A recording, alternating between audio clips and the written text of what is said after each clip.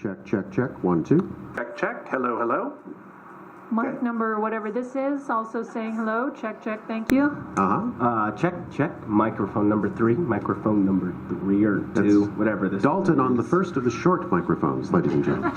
Oh, this is obviously microphone number 1. I mean, come on, let's go. This is you're number 2, Dalton. Number 2. This is number 2. No, don't put yourself at 3 now. Nobody's this is number 2. This is number 1. Right. This is the good microphone. Nobody's Look at him number 2. squabbling over numbers.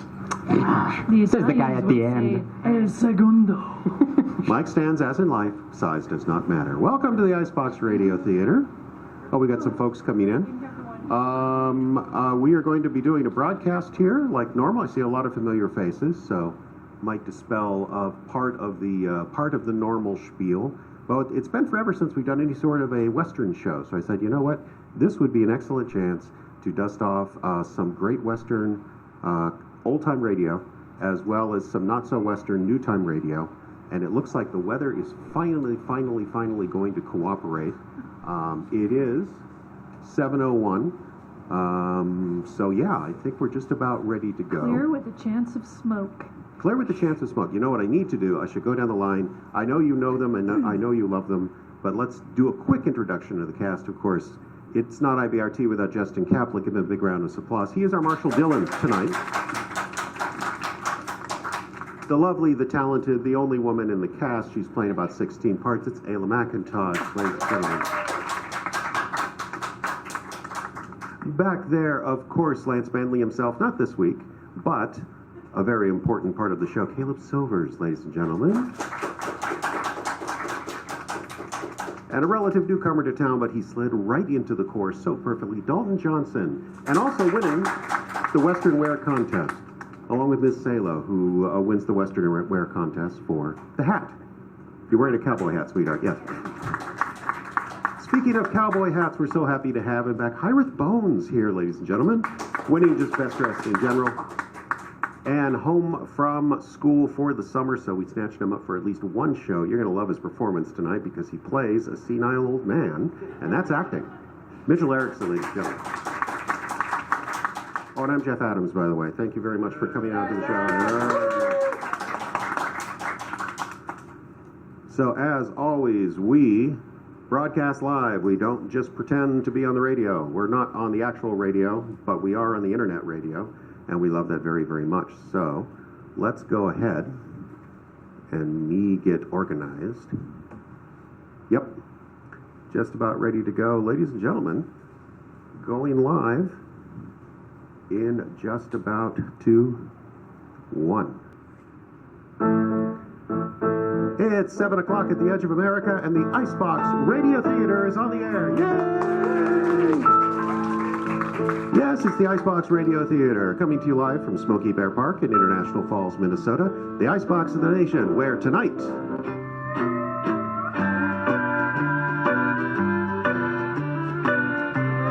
we head out to the Lone Prairie for an evening of Wild West stories. We'll have a classic episode of Gunsmoke, one of the longest running series in radio history, plus a 5-minute mystery, a world premiere, and more on the Icebox Radio Theater. But first, a word from our sponsor. Howdy, partner. Do you love the outdoors? The smell of the sage, the dust of the trail, the peacefulness that comes from communing with nature atop your faithful steed? But do you also think that horses are gigantic, long-nosed monsters with sledgehammers for feet that can still run you down no matter how fast you're trying to get away?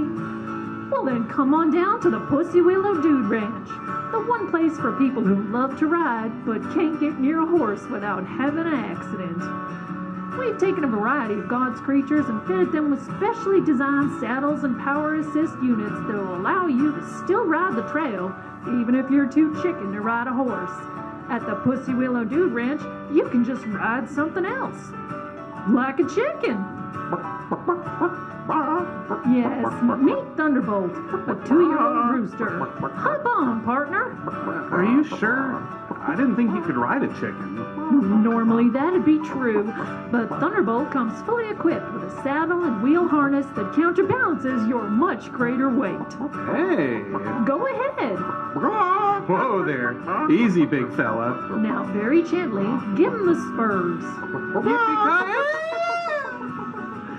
But if you think chickens should be left for the Colonel, there's plenty of other animals to choose from, like Daisy the guinea pig, Lord Mountbatten, our registered purebred pug dog.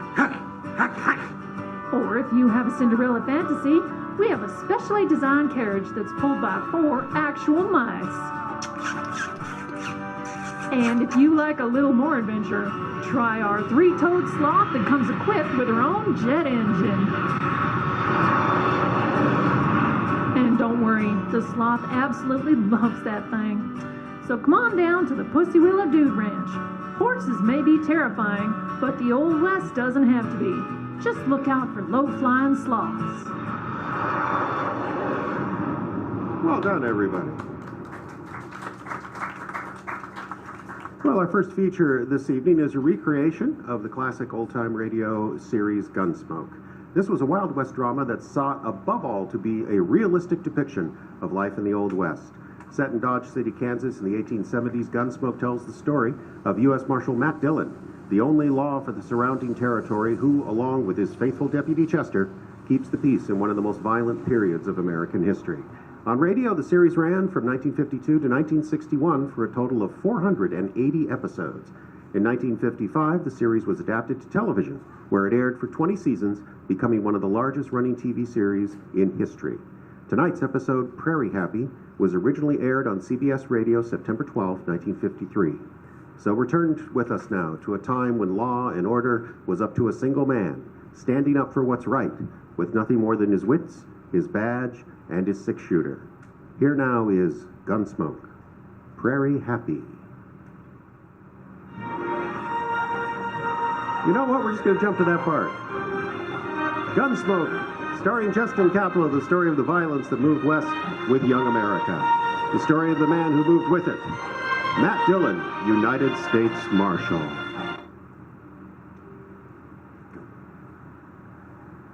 Dodge hasn't changed much that I can see, Mr. Dillon. Well, we've only been gone a week, Chester. Well, seems like a year to me. Yeah, hard riding now and again never hurt anybody. Well, I don't mind the riding so much. Yes, the shooting that unnerves a man. That reminds me. I think I'll stop at the store here. Need some ammunition. Up. Take my horse down to the stable, will you? Yes, sir. I'll see you at the office. All right, good. Well, Marshal Dillon, it's certainly good to see you back. Well, thank you, Mr. Green. Yes, sir. We've missed you around here. Well, that's fine. I'd like a couple boxes of 45s. Oh, you're loading up too? I guess you've already heard. Heard what? I've sold more ammunition in the last couple of days than I usually do in a month. I'm nearly out. That's the last box of 45s I've got. I'd have saved you more if I had known, Marshal. After all, you're going to be out front in this business. Mr. Green, what are you talking about? You haven't heard? Heard what? About the Indians. Indians? The Pawnees. They're going to attack tomorrow. This is the last day we've got to get ready for them. That's why everybody's been hoping you'd be back in time. We have to get organized, Marshal. Where are they, Mr. Green? Who? Well, the Pawnees. They're out on the prairie somewhere, I guess. Now, what are your plans, Marshal? Well, I don't have any plans. All right, well, when you decide what to do, let me know. I'll do my share of the fighting. You know that. You can count on me. We've got women and children in Dodge. May I ask you a question, Mr. Green? Certainly. How do you know these Pawnees are going to attack Dodge? And how do you know they're going to attack tomorrow? Well, everybody knows about it, Marshal. That's why everybody's been buying up ammunition, getting ready for Right, but who told them about the Indians? I don't know, Marshal. It's general knowledge. Just ask anybody. Whole town as jittery as you are? I'm not jittery. This is a serious matter. Those Indians could wipe out Dodge if there's enough of them. Well, sure. How many of them are there, Mr. Green? Well, I don't know, Marshal. A good-sized war party, I'd imagine. Has anybody seen them? No, Marshal. No one has seen them yet. It's tomorrow they're coming. Put those 45s on my bill, Mr. Green. You let me know when you have a plan, Marshal. You can count on me. I'll tell everybody you're back, and we'll have a meeting. No. You wait till you hear from me, Mr. Green.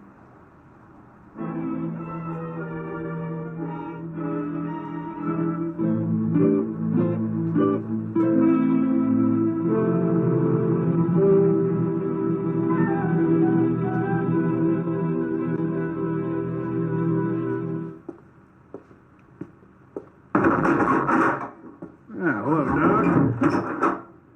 Oh, hello, Matt. I saw Chester riding up Front Street, so I thought I'd come down and welcome you home. I gave the horses a feed of grain, Mr. Dillon. I figured they'd earned it. Good. Doc, I've been talking to Mr. Green down the street. Yes. He gone crazy or what? Oh, he must have told you about the Indians. The Indians? Oh, the whole town's talking about them, Matt. Pawnees are on the warpath, they say, and they're going to attack Dodge tomorrow, I believe it is. Well, good heavens, Mr. Dillon. Oh, don't you start now, too, Chester. When all this talk begin, Doc? Oh, a couple of days ago. Everybody's been really excited, especially Green and Hank Riesland over at the Dodge House. They've sure been hoping you'd get back in time to take charge of everything. Well, what do we do, Mr. Dillon?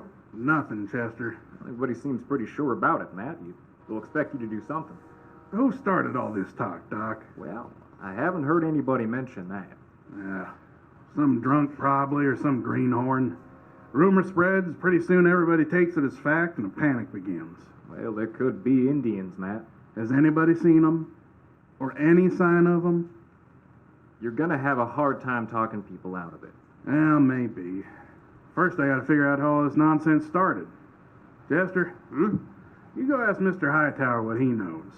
He's got good ears. All right, sir. I'll see what I can find out in the saloons, then we'll meet back here. Yes, sir.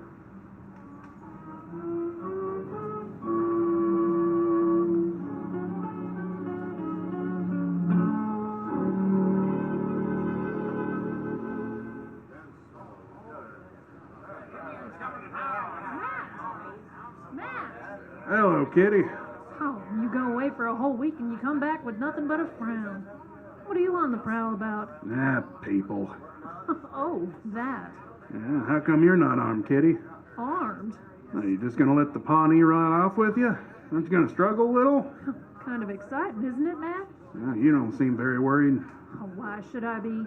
Dodge is full of heroes these days. Kitty, maybe I never gave you enough credit.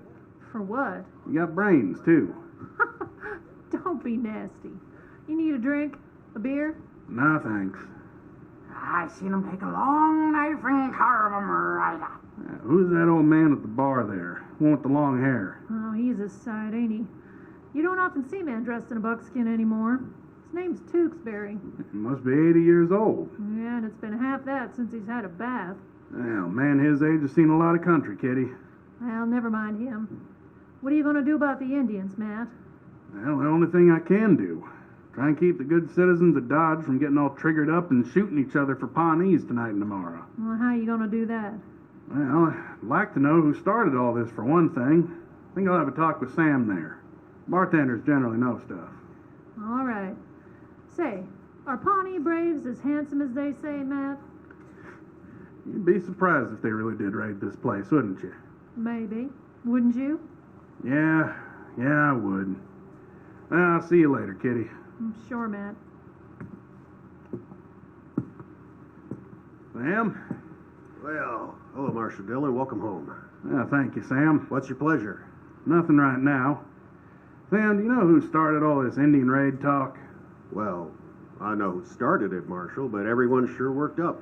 Yeah, I know. I'm just trying to figure out why. Well, Mr. Green and Hank Riesland have been wanting to get organized. They'll be mighty happy you're back. Marshal, I heard Sam say my name, man's Tewksbury. Well, how do you do? Want to offer me services, Marshal. Services? What for? There ain't nothing I don't know about Indians, Marshal. Why, I introduced Kit Carson to his first Apache over back in New Mexico. Huh? And if it had been for me, John C. Fremont would have never gotten back from the Des Moines River back in 42. It was a good year. The apparel's that time, inside and out, Marshal, backwards and forwards, dead and alive. That's braves. That's fine, Mr. know 'em Tewksbury, but all. I don't think we have a Well, problem you with can't him. trust an Indian, Marshal, and he more than they can trust a white man. They got cruel, sharp tongues and evil ways.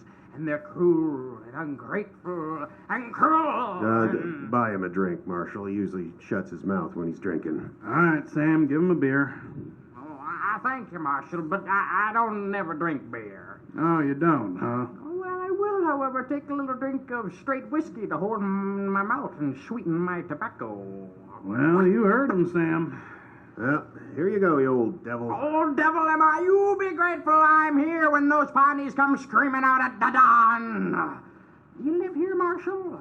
You strike me as a fighting man. Well, I don't believe I... They got it all over you, them Pawnees. They're fierce, them Pawnees. Don't ever let them take you alive.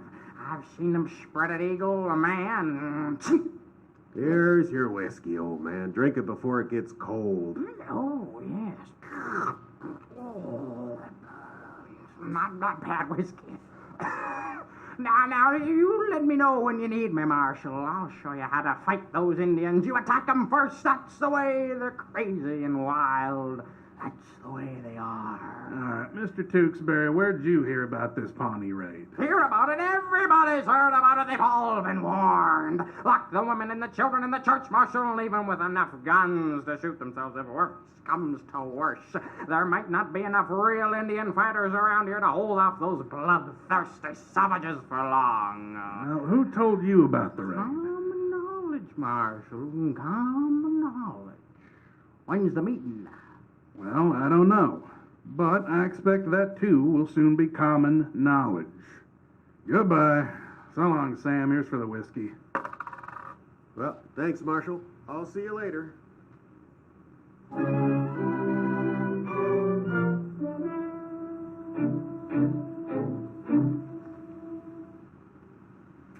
Well, Mr. Hightower didn't know anything, Mr. Dillon, except that there will be an attack tomorrow. Well, what'd you find out? I went to all the saloons, Chester, but all they had was the same story. Some wilder than others. Especially this old man named Tewksbury. Seemed more bloodthirsty than anybody. I never heard of him. No, he's a stranger here. Well, look what we got coming across the street. I guess this is the organizing committee, huh? Yeah, Well, who's that pioneer they got with them? that's that old Tewksbury I told you about. A little touched in the head, I'm afraid. Well, here they are.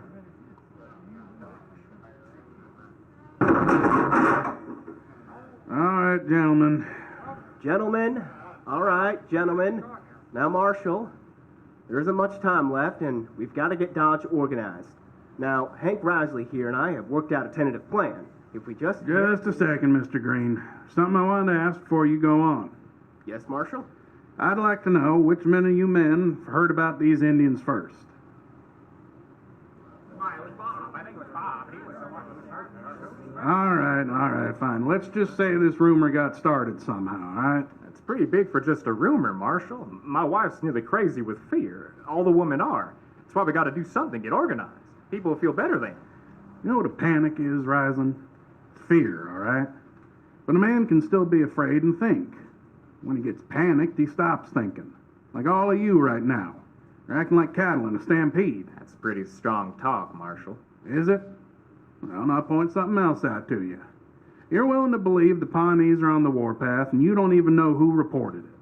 And on top of that, you're willing to believe they're going to attack tomorrow. Well, that's what they say, Marshal. And it's your job as the law here to do something about it. If you don't help us now, that blood will be on your head. The Pawnees are the bloodiest of us all Indian nation. They're mean, just downright mean. I knows them, and I'll show you how to fight 'em. We'll ride out after them and get to 'em first. Mr. Tewksbury. You have to. I'm offering me services, Marshal, the same as I did with Jim Breyer. Tewksbury, I know how to. I'm glad to help you. Tewksbury, just listen to me for a minute. At dawn, Marshal. They always attack at dawn. If they die at night, their spirit is doomed to wander, you see. Yeah, I know, but there's something else about Indians I wanted to ask you. Oh, I knows everything there is to know about Indians, Marshal. All right. Did you ever hear Indians telling their enemy the exact time they were going to attack? They're sneaks. They never tell nobody nothing. They're just like... There you are, with an arrow. in your head. All right. How come everyone in Dodge knows when these Pawnees are coming? Now answer me straight, Tewksbury. Well, that is, someone must have found out. Well, the only person who would know would be an Indian. Now, gentlemen, have there been any Pawnee warriors in town recently getting drunk at the saloon and talking when they shouldn't? Well, have there? No. No, the marshal makes sense. It sure don't sound right somehow. Tewksbury, wait up a minute. What? Tewksbury, let me ask you something. When did you hit Dodge? What? I don't know. I don't keep track of time. But those Indians know. Oh, they know. They just know how many moves. Oh, shut up, Tewksbury. I don't want to hear any more about Indians out of you. If you go doing any more talking around Dodge, I'll throw you in jail and you can do your spouting there. Now, Marshal, he's an old man. You ought not treat him like that. Well, I got an idea. He's the one who started this whole thing with his wild talk. You men made fools of yourselves listening to him. Now go home, calm down your women folk, and forget it. Good night, gentlemen.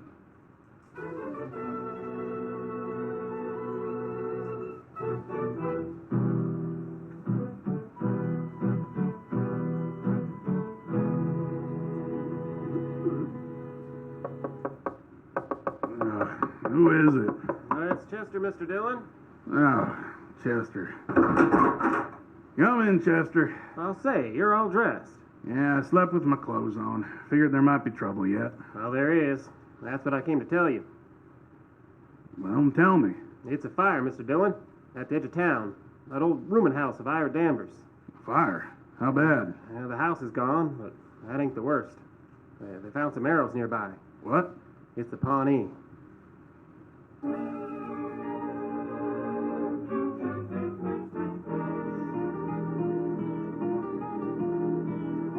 The rooming house of Ira Danvers stood at the edge of town. Wasn't much more than a jerry-built shack at the edge of town, patronized by a few drunks and the occasional cowboy who lost his pay at the games. By the time we got there, it burned to the ground. A small crowd had gathered.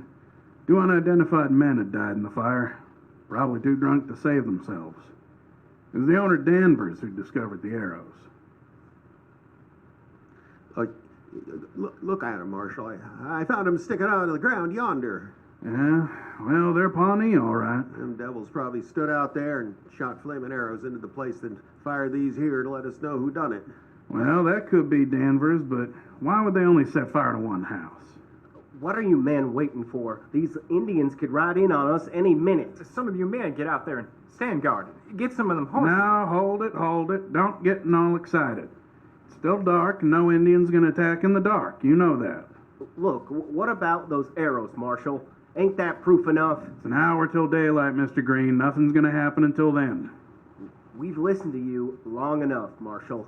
We've got women to protect. Risling, you come over here, and the rest of you men.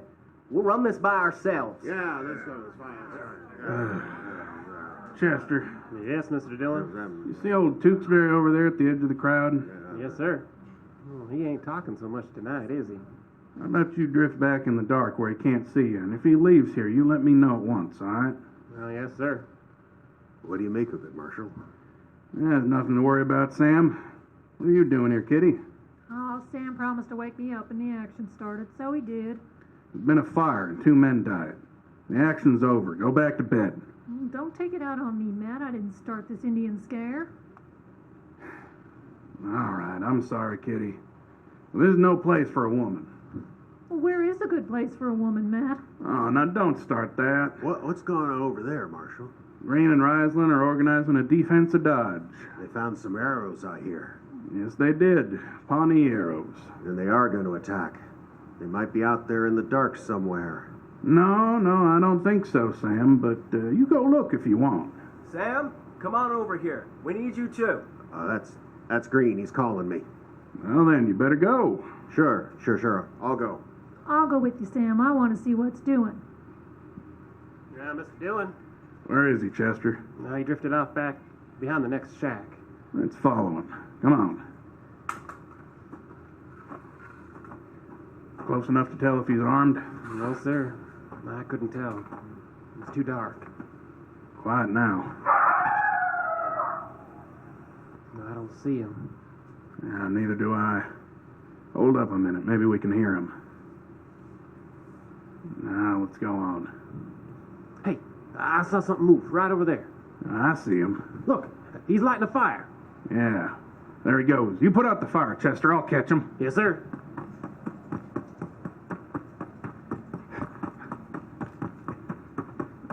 All right, Tewksbury. I got you. No, don't shoot me. Get your hands in the air. I ain't armed. Well, what do you call this Bowie knife, then? All right, put your hands down. You've been pretty talkative up till tonight, Tewksbury. You want to tell me what all this is about? You go eat dirt.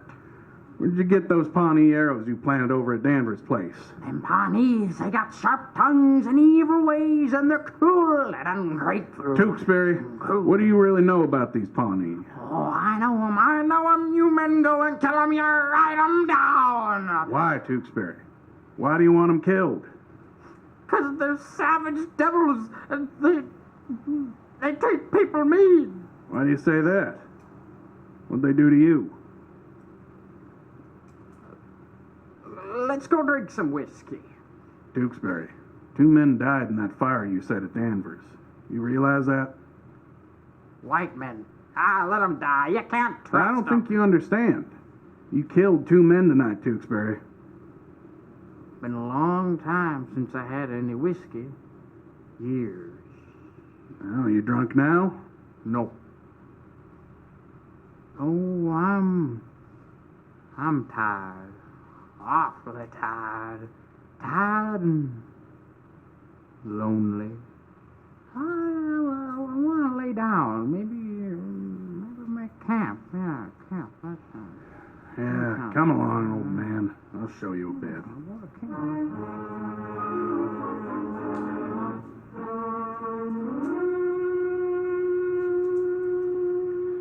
When the citizens of Dodge found out about Tewksbury, they were ashamed of their panic. And because of their shame, they wanted to lynch him. But they didn't. Pretty soon they forgot about him. A week passed and the old man never said a word. They didn't know who he was or where he come from. Then one day an Indian woman rode into town, found her way to the jail. Past 40, but still handsome, carried herself with the instinctive pride of her people, the Pawnee.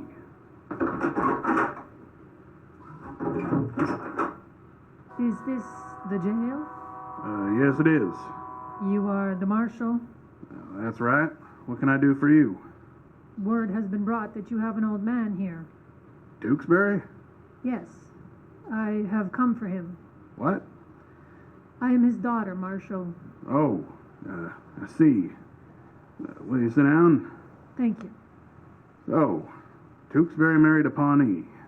Many years ago, my mother is dead. Oh. So your father taught you English. Yes, but I have lived among white people. Not for long. I like my people better. Of course. I think my father does too. He has lived with us many years. Tell me, what was he doing in Dodge? He is old. So old he is like a child. He ran away one night in anger. Why? Our tribe is peaceful, Marshal. We've given up war, but sometimes the young men find it difficult not to fight. My father made some whiskey. He was giving it to the young men, telling them they should kill the white people. And he got caught at it. Yes. The chiefs held council. They made very strong talk. My father grew angry.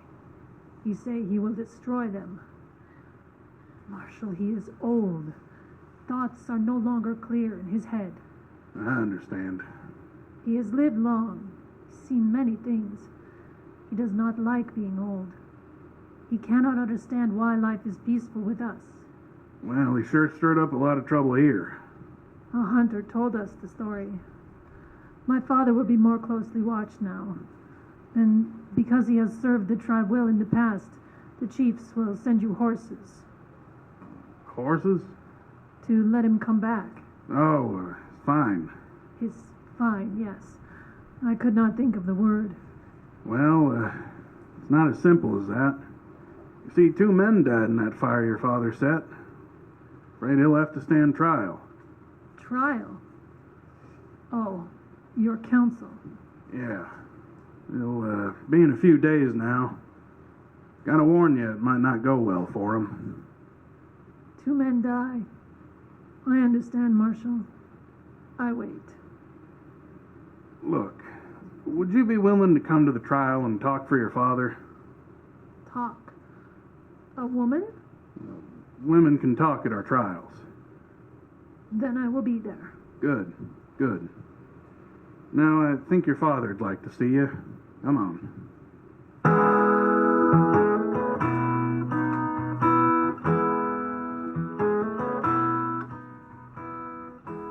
Well, the trial only lasted 1 day. I don't think Tewksbury knew what it was all about, or heck, even if he cared. After seeing his daughter, he started talking again, but only in Pawnee. Never said a word in English, or acknowledged it when he was spoken to. His daughter took the stand, and shortly after, impressed by her courage and honest dignity, the judge released Tewksbury to her custody.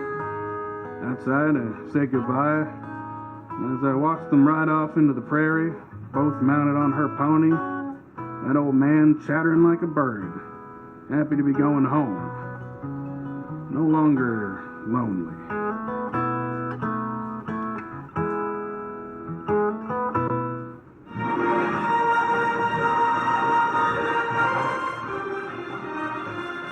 Gunsmoke. Prairie Happy was written by John Meston. Our cast included Justin Kappa as Marshall Dillon, Hywith Bones was Chester, Mitchell Erickson played Tewksbury, and Ayla McIntosh was both Kitty and the daughter. Other parts in the play were played by Jeffrey Adams, Dalton Johnson, Caleb Silvers.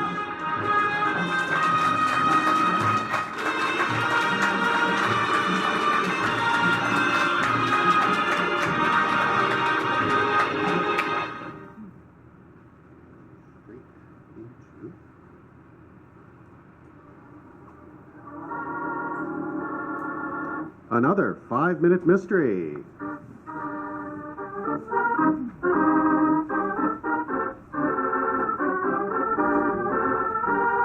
Five-Minute Mysteries, the series inspired by the classic old-time radio program that ran all over the nation on the Mutual Broadcasting System in the late 1940s. In the next few minutes, you'll receive all the clues you need to solve a perplexing whodunit. Then we'll give you 1 minute to come up with the solution. This week on 5-Minute Mysteries, a tale of the Old West titled The Deed. We join our story as our heroes, Tex and Penny, arrive at the ranch house of the nefarious Black Bart, a scoundrel of unparalleled evil and deception. Penny and Tex, ranchers in this fair country, were tipped off that Bart had stolen their most valuable possession, the deed to their property. Hold it right there, Black Bart. Penny, Trex, what on earth do you think you're doing? Doing what's right and just, that's what. You hired the Gulch brothers to break into our house and steal the deed to our ranch. Ridiculous! Who put such a preposterous idea into your head? The Gulch brothers did. After I bested them in a fair fight, they were very talkative. Now, are you going to hand over the deed, or do I need to let my 6-shooter persuade you? Hold on, Tex. Violence isn't the way. It's worked pretty good so far. Let me try to reason with him first. Reason? With Black Bart? The low-down pool cat who stole the Petersons' ranch right out from underneath them on a technicality. Yeah, I paid fair market value for that ranch. Yeah, fair market value for a toxic waste dump. There was 500 gallons of toxic waste on the Peterson ranch. Because you put it there. A ridiculous accusation for which you have no proof. Now, I have business in the county seat. I assume you can show yourselves out. Very well, goodbye. Well, are we just going to let him get away? We sure are. Are you crazy? Look what just happened, Tex. He left us alone in his house. This is our chance to search for the deed. Hey, that's right, ain't it? Golly, it's a big place, though. Where do we start? Well, we start with anything suspicious. Like this desk, for example. Sure is an awful mess. Papers and whatnot strewn everywhere. Like he was tearing through them in a hurry. Maybe he knew we were coming and was looking for the deed so he could hide it. Maybe he took it with him? I don't know. Black Bart favors those form-fitting shirts and skinny jeans, and our deed is 30 pages long. I don't know where he could have hidden it. You noticed his clothes, huh? Oh, calm down. I notice everyone's clothes. Now, what other clues are around here? A cigar, still burning in an ashtray. A picture askew. Maybe there's a wall safe behind it. I'll check. Nope, nothing there. Okay. And a footprint in the carpet. Say, that's funny. What is? This here footprint. It's white. Wait a minute. I've got it, Tex. I think I know where to find the deed.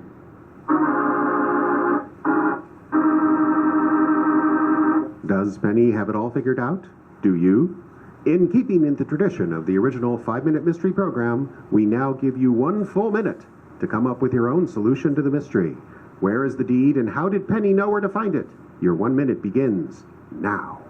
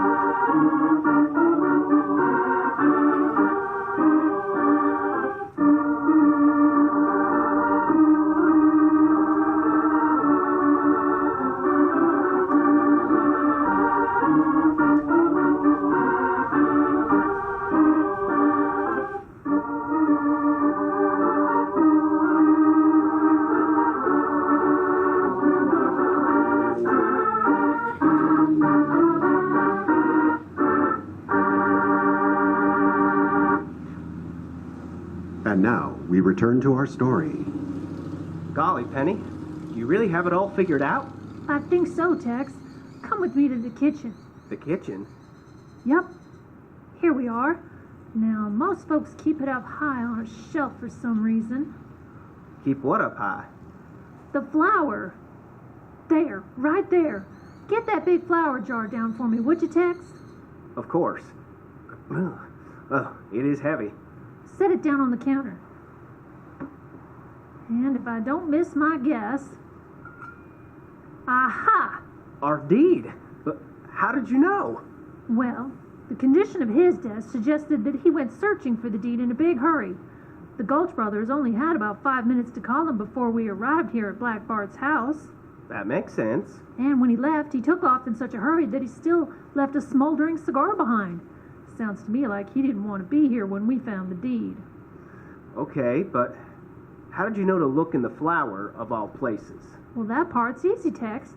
In his haste to hide the deed, he must have spilled a little flour on the floor and then stepped in it, leaving a distinctive white footprint behind. Hey, look, there's another footprint just like it here in the kitchen. That's right. Black Bart was exposed by white powder. Join us next time for another 5-minute mystery.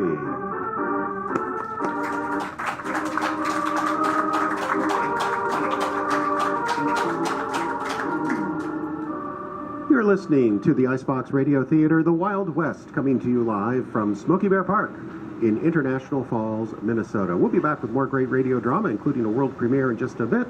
But first, a word from our sponsor. Howdy, folks. Are you looking for a friendly place to put on the feed bag? Want to stick to your ribs meal that won't break the bank?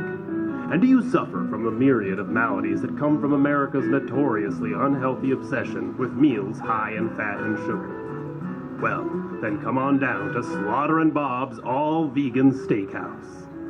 That's right, friend. Modern science has given us what you never knew you wanted. A juicy, medium-rare porthouse or T-bone that's 100% cruelty-free. At Slaughter and Bob's All-Vegan Steakhouse, our patented recipe will give you a delicious steak your colon will love as much as your taste buds. We combine nuts, grains, almond milk, and various byproducts of the wood pulp industry Then finish with Bob's special recipe of 437 herbs and spices. Press it into a mold, fry it up, and bring it right to your table. But that's not all. To add that special touch of authenticity, our very own herd of cattle will be trotted through the restaurant every hour, on the hour, and pushed through a trap into the faux killing floor. No, but don't worry, the noise of the hydraulic kill hammer is just a pre-recorded sound effect.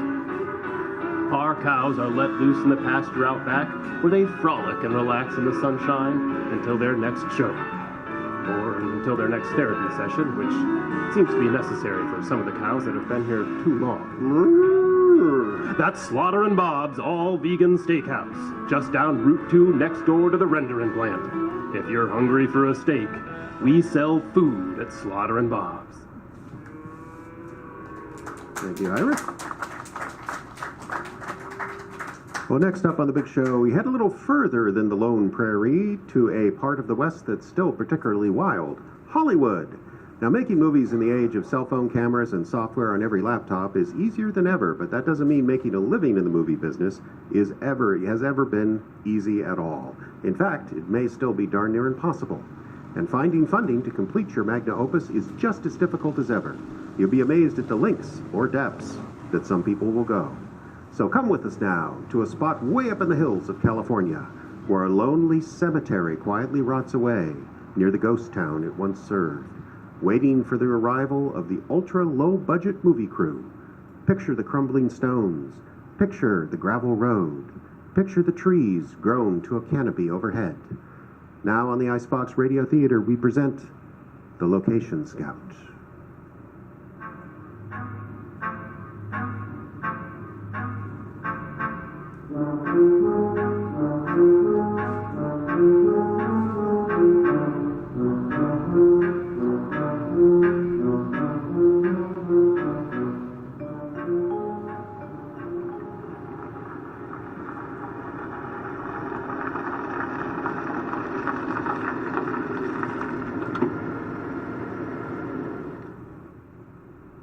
Is he still out?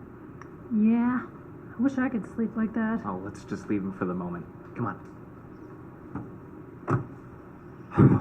Wow.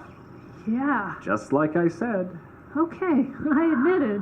It's pretty good. Pretty good? It's fantastic.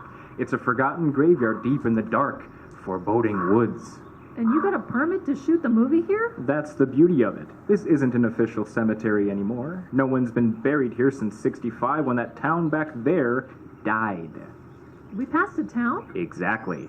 That abandoned shack about a mile back, that used to be a store. The only public building in town. Last resident moved away in the '70s, which means no one is going to know we're even up here. So you don't have permission? Who's going to know? Okay, so how are we going to get a crew in here? There's no electrical or anything. Oh, you're worried about your glamour light, aren't you? Not just that. There's camera, crafty, video village, everything. I mean, we're in the middle of the woods, TJ. Where do we go to the bathroom? It's guerrilla filmmaking, baby. We're paying our dues on this one. We've been paying our dues on the last 3. Yeah, but I have a good feeling about this one. We have a script, a beautiful lead, Thank you. and most importantly, funding. Yeah, I was going to ask you about that. About what? Well, this funding you keep talking about. You sound doubtful. You think I'd lie about something this important? Yes. Well, okay, so I have lied a few times, but that's just to get the movie made. You gotta break a few eggs, right?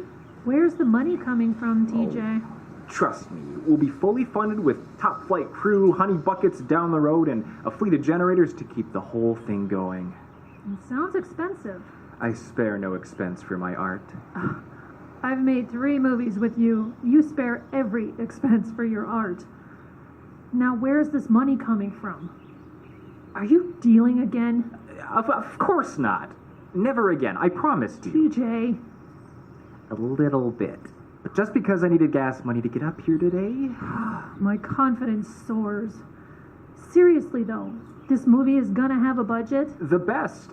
It'll be like working for Disney. And the money's legal, right? Of course. Okay, Maybe. Sort of. You're telling me where the money's coming from right now, or I walk. Promise? You won't freak out? Too late. Okay. It's coming from out there. Where are you pointing? The cemetery? Yeah.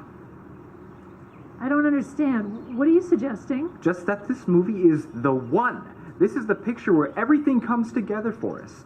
Finally, after years of YouTube premieres and rejections from festivals, we've got all the pieces in place. We've got a great script, we've got a great cast, and we've got gold. I'm sorry. Did you say gold? Yes. You mean literal gold? Shiny, metal, valuable gold? Don't ease up, be cool. What? Why? I didn't know we were coming to the cemetery. What? Oh my gosh. I think I needed that nap. Do you have any water? Oh, sure. Here you go, Carl. Oh, do you have any that's non-bottled water? I'm allergic. Oh, I'm not sure. Beezy? Here, have a swig from my water bottle. Okay. Is this from a single source? Sure. The filter pitcher in my fridge. Oh. Well, if I swell up and look like I'm gonna die, there's a Benadryl in my bag. So noted. But we won't need it. Did you have a nice nap? I've had better. So, where's the cabin? Right. So the thing is, This place looks familiar. Okay, so don't be mad. Really familiar. But I might have employed some directional fiction in order to get you to come along today. Directional fiction? It's what TJ calls lying. You mean we're not up here to look at a cabin? No, there is no cabin. Well, we need a cabin for the movie. My script has a cabin. The title of the movie is The Cabin. Where's the cabin? We'll build a cabin. Right over there. But the cemetery is in the way. Set it back into the woods a bit and the crew can come together and... Wait. The cemetery. Right! You know, I was thinking maybe we could... I just realized where we are. Why did you bring me here? You didn't. You aren't. Take me back. Okay. Hold on now. Take me back to the city right now. Just relax a moment. Hear the pitch, you know. TJ, what did you do? Got me drunk and took advantage of me. That's what. What? Not like that. Look, can we all just... Tell me what he did. Beezy? You be quiet. You, tell me what he did. All right. But only because you gave me water. Do you remember when we got together at TJ's house to celebrate starting the movie? Of course. And he had that fire pit in the backyard and we were all drinking wine and you went to bed?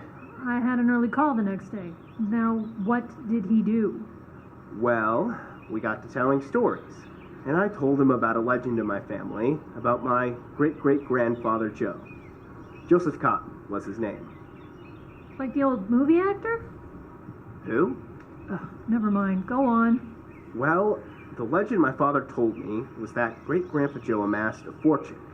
He had gold, some jewelry, old coins, all kinds of stuff. And he kept it buried in the backyard. Okay. And when he died, he wanted it all to be buried with him. Dad said he was a little crazy that way. So they buried him and the treasure at the Oak Ridge Pioneer Cemetery, because he used to live just down the road from there. And you told this legend to TJ? Well, I mean, I only came up here once, but it sure looks the same. At this cemetery? I remember that angel with the missing nose pretty distinctively. Oh, yeah, he's pretty distinctive. Terrence, I have a question for you. Wow, she sounds like your mom when she calls you that. Carl, one moment. Terrence, Yes, Beezy? the funding for our movie, where's it coming from? Where's the funding for our movie coming from? The funding. And please, for the love of God, don't tell me we are going to dig it up in a cemetery. Okay. I won't tell you. TJ! Think of it as a kind of, Investment archaeology. It's grave robbing. Investment archaeology. And from Carl's relative, no less. What kind of a monster are you? That's a very good point. What, that you're a monster? No, that this is actually Carl's decision. We've got nothing to do with it. It's his relative. It's still illegal. It's desecrating a corpse. We're not desecrating anything. We're gonna respectfully move some dirt around to expose the coffin. Oh my God. Then, very respectfully, liberate something from the coffin, then put everything back the way we found it. Respectfully. I am going back to the car. Carl, are you coming? Carl. Oh, you're not actually considering this, are you? Well, the thing is, no one in the family really liked Grandpa Joe. He was kind of a jerk. But you can't seriously be thinking. Are you seriously thinking? I doubt we can even find the grave. I mean, look at the headstones. Most of them are tipped over. Yeah, but if we did find it... Oh, you can't be thinking that, can you? The Cabin is my 10th screenplay. What? This movie, our movie, is the 10th screenplay I've written. None of them have gotten this far before. Most of the producers and the agents don't even write back. I once paid Service $200 to give me notes. And you know what this service wrote? What? Keep your day job. They kept the $200 though. Okay, I get it. This business is really tough. But are you willing to go this far to make a movie? A movie that probably won't even go anywhere? Hey. Carl?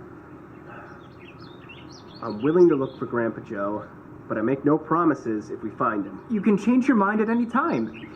I promise. Then, yeah, let's go for a walk in the graveyard.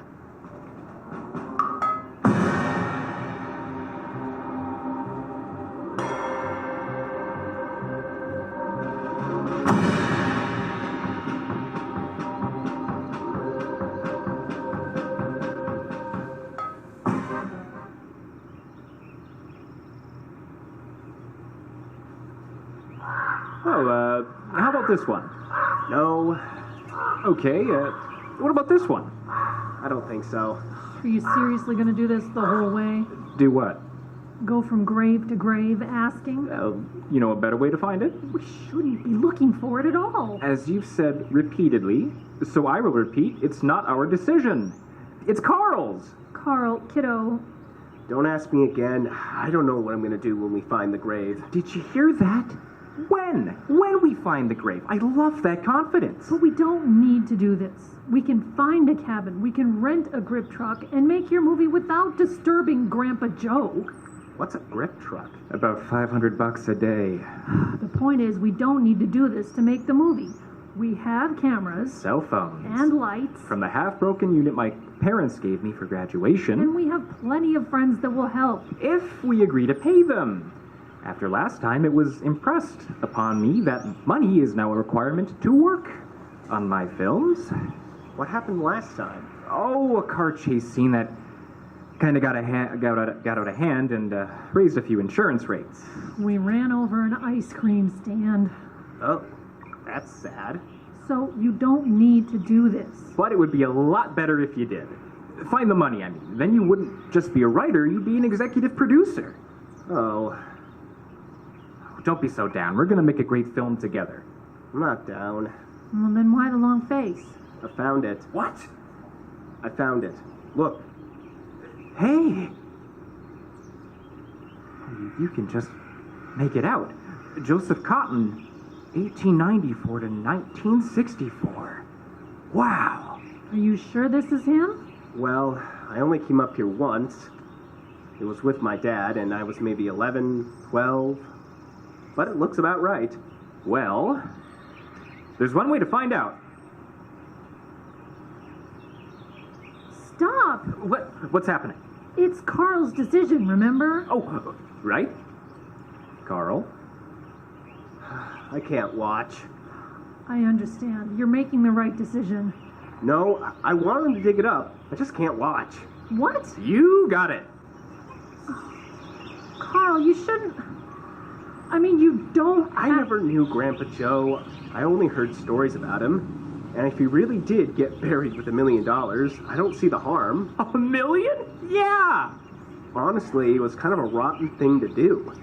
My dad worked 3 jobs after Mom died, and he wanted to be a writer too. Just didn't have time. If he had had that money, maybe he could have done something besides drywall apartments we could never afford to live in. So, yeah, I want Grandpa Joe's money. I just don't want to watch this part. Well, I hope you're proud of yourself. Hey, give me that bottle of water, would you? I'm going back to the car with Carl. Uh-huh. This is gonna be great.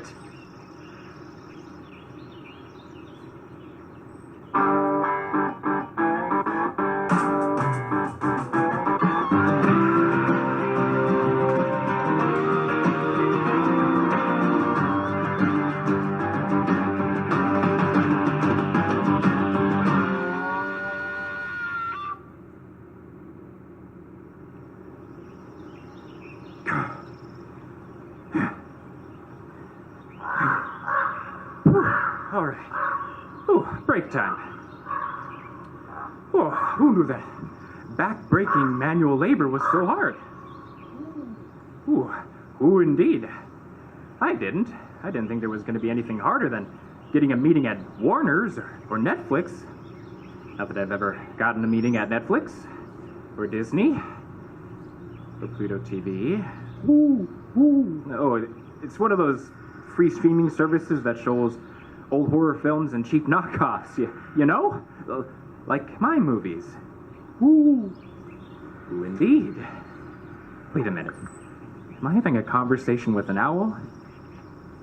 Well, am I? This is your cue to hoot? Nothing. Story of my life. No one follows direction. What are you doing out in the daytime, huh, owl? You know, my grandma always told me that was a bad omen. She was a great one for superstition. Owls out in the daytime, salt over the shoulder, don't break mirrors, don't walk under ladders, etc. Not me, though. I was always practical. Luck has nothing to do with it. You want something, like a decent-looking film, you don't need luck. You need cash. Ooh. Oh, you, me, anybody. Money. That's what runs the world. The lust for money. That's what put me in this hole in the middle of nowhere. Who am I kidding? Oh, Beezy's right. This is ridiculous. No one's gonna bury a treasure in a grave. Right, Owl? I mean, you live around here. You hang around this graveyard. You ever see anybody buried with their life savings? Ooh, that's what I thought. I'm such an idiot. And now Beezy's gonna be mad at me for months. Ooh, enough. You got me, okay, Owl? I'm feeling... I don't know what I'm feeling. A little freaked out. See, Grandma didn't just say an owl out in the daytime was a bad omen. She said it was a lost soul. Are you a lost soul? And he just stares at me. Not disturbing at all. Jeez, flew right over my head. What did I say? I'm sorry. My hands are shaking. Just get a grip, Terrence. Beezy's right. This is wrong. What happened to me? I'm literally digging up a grave, and for what? To make a movie? We can make a movie without this. We don't need the good equipment and the good talent and the...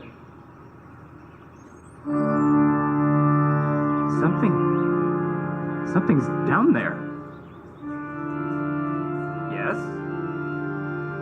Yes? Yes? Yes?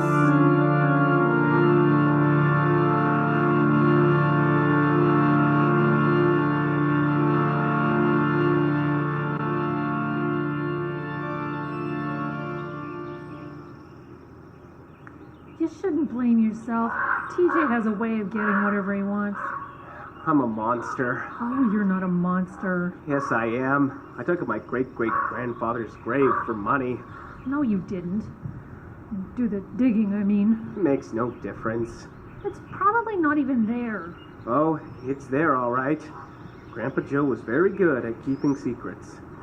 That's one of the reasons he lived up here by himself. Well, maybe, but I don't think it's there. Why do you keep saying that? You didn't even know Grandpa Joe. Well, to be honest, Carl, neither did you, right? I mean, he died before you were born, I assume. Well, yes. So you only know Grandpa Joe as a family legend. Your master secret keeper who went to his grave with a fortune. It's just, I mean, no offense, but it just doesn't sound plausible, does it? Why not? Well, how many people knew about it? Everyone in your family? I suppose. We talk about it all the time. Where did you first hear this story? Thanksgiving, I guess. Grandma Ruth told it. She was always the best storyteller. Okay, and how many people were there? 10, I suppose. Maybe 12. So 12 people heard this story. Some had heard it before, right? I guess. Well, that's a lot of people to keep a secret. Remember, all it takes is one person to let it slip, and then it's just out there in the world. A story like this would spread. A lot of people not related to Grandpa Joe would hear about it. So? So, if it is true, I'm thinking somebody has probably dug it up already. Well, if you think that, why did you come here today? TJ lied to me just like he lied to you. He said we were scouting locations. So, you don't think there's a treasure? I think it was a wonderful story for your family to share with each other, but no. I don't think there's a treasure. Not anymore. I suppose maybe you're right. Of course. Should we go get TJ? He is digging up a grave after all. I suppose we should stop him before he commits a felony. Again. But maybe we should...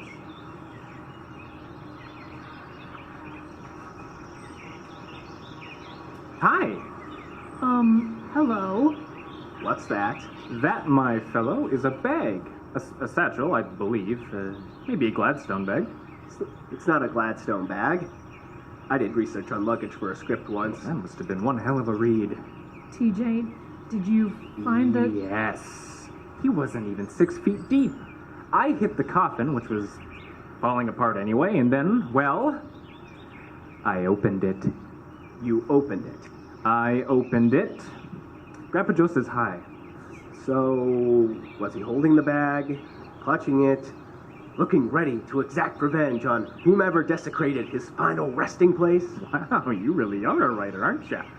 No, he was just kind of there, you know, kind of a mixture of clothing bits and, you know, bones. Yeah, right. I'm gonna be sick. Oh, don't do that just yet. It's time for the big reveal.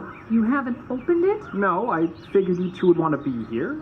Besides, I think this actually belongs to Carl, so the honor is his. Oh, does it feel heavy? Yeah. Jingles around a lot, too, like there's metal in there. Oh. Well, go ahead. All right. It is heavy. Okay, I'll open it. But you have to make me a promise. Oh, I promise you will make the best movie your script can possibly make. And make us all rich and famous and... No, I need you to promise to give the money away. Of course. Whatever you need. Wait, what? You have to give the money away. To a charity, like a children's hospital or something. Sure, I mean, after we make the movie, of course, we'll take a portion of the profits and we'll just... No, this money in the bag. It goes to charity. All of it. She never said anything about charity before. Why did you let me dig it up if we're just gonna throw it away? Did you know about this? Honestly, no, but it's not a bad idea. It's a terrible idea. Everything I've worked for my whole life has led to this moment, and now you just want to throw it away? He was a crook. What? Great-great-grandpa Joe was a crook. Everyone in the family knew it. He ran scams, robbed people. There was even a story he killed a guard during a bank robbery once. Oh, so what? Half the producers in Hollywood could say the same. This money has to be turned to good, and that's final. Wait. What is it? This. TJ? Put the bag on the ground. You brought a gun to a location scout? Of course I did. We were going up into the woods. This is for safety. Put it down! Not until he puts down the bag. You're robbing our screenwriter? Don't be so melodramatic. I'm just ensuring the production goes forward. At gunpoint? Oh, Steven Spielberg does this all the time. No, he doesn't. Quentin Tarantino, then. Now, Carl, put down the bag. You know, I'd like to, but there's a problem. Whatever it is, we can work it out. Not really, because the problem is this. What? Whoa. You have a gun too? Yeah. You know, when I said great-great-grandpa Joe was a crook, I may have neglected to mention the rest of us are crooks too. Look, we can talk about this. Sure. Yeah. Just as soon as you put down that gun. Sure, just... Wait a minute. TJ, what are you doing? He just admitted he's a crook, and what happens when I put my gun down? TJ... As a matter of fact, I don't think I'm gonna give you my gun, because I don't think you're gonna give that money to charity at all. You're gonna keep it. And I think if I put my gun down, you're gonna take our wallets and steal the car and leave us to starve to death out in the woods. Don't be ridiculous. You wouldn't do that, right, Carl? Of course not. I was serious when I said I want to give the money away, but leaving you two up here isn't a bad idea. Wait. This is getting out of hand. Carl, why did you come up here? I thought we were scouting locations. So you brought a gun? I'm usually packing. Force of habit. And TJ, you brought a gun for protection from animals, right? Wild animals, screenwriters, whatever. So no one came up with a gun intending to rob anyone, right? No one meant any harm, right? I mean, shooting another human being is a big deal. It's not natural. I mean, the Army has to come up with all kinds of weird training exercises because soldiers can't shoot when they see another human in their sights. That's common knowledge, right? It's hard to shoot somebody, so no one here is going to shoot anyone today, right? Right? I guess not. Well, no. Okay, so both of you are going to put your guns down and relax. All right, good. Now give me the bag. What? Hey, give me that back. Hang on. No! I'm going to open this bag and prove to both of you that there's nothing in it but rocks. There's no way someone would be buried with their fortune. And if they were, there's no way the fortune would go untouched for decades. This bag is full of rocks. Shiny metal rocks. Some of which have been reshaped into jewelry. And coins. That's a $20 gold piece. A double eagle. Are they valuable? $2,000 each on the low end. The bag's full of them.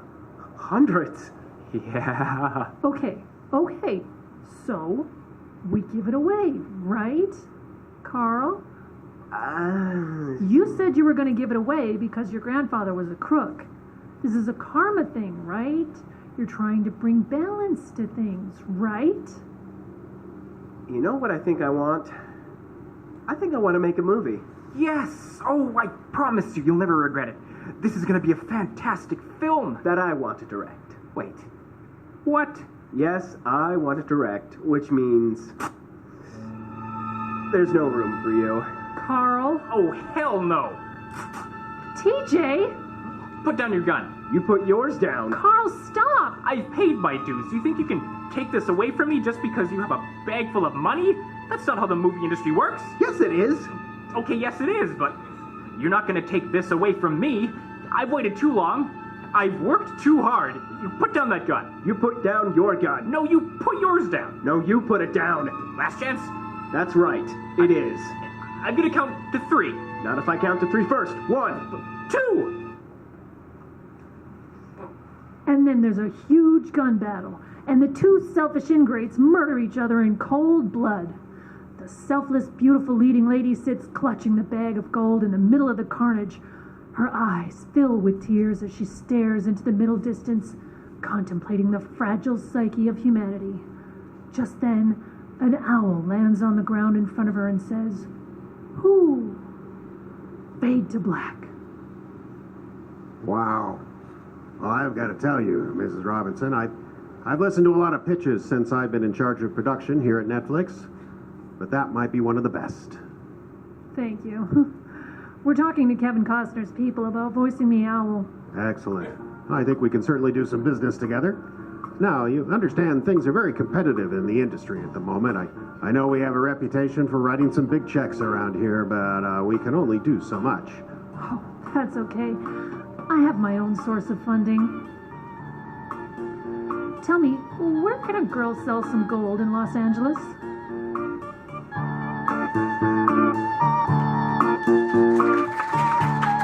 Thank you. The Location Scout was written by Jeffrey Adams. Cast included Caleb Silvers as TJ, Ayla McIntosh as BZ, and Dalton Johnson was Carl. Give him a big hand.